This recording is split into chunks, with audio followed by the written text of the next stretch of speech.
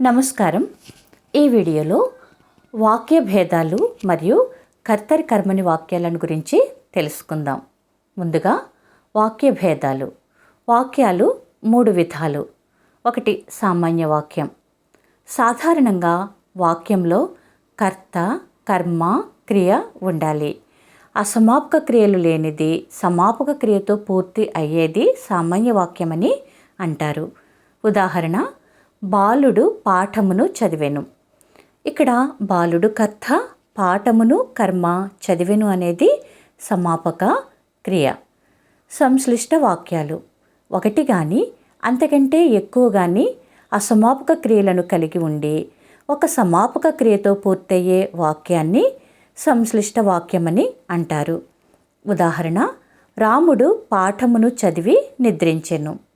ఇక్కడ రాముడు నామవాచకం, పాఠమును కర్మ, చదివి అసమాపక క్రియ, నిద్రించెను సమాపక క్రియ.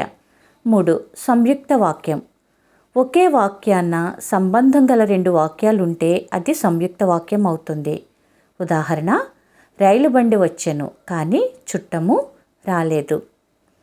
ఇక కర్తరి కర్మని వాక్యాలు, వీటి గురించి తెలుసుకుందాం.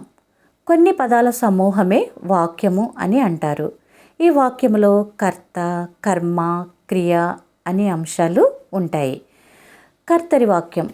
కర్త ప్రధానంగా గల వాక్యాన్ని కర్తరి వాక్యం లేక కర్తృర్థక వాక్యమని అంటారు. ఉదాహరణ, రాముడు రావణుని చంపెను. ఇక్కడ కర్తకు ప్రథమ విభక్తి, కర్మకు ద్వితీయ విభక్తి వస్తాయి. రెండవది కర్మని వాక్యం. కర్మ ప్రధానంగా గల వాక్యానికి కర్మని వాక్యమని లేక కర్మార్థక వాక్యమని పేరు. ఉదాహరణ, రావణుడు రామునిచే చంపబడెను. ఇక్కడ కర్మకు ప్రథమ విభక్తి, కర్తకు తృతీయ విభక్తి వస్తాయి.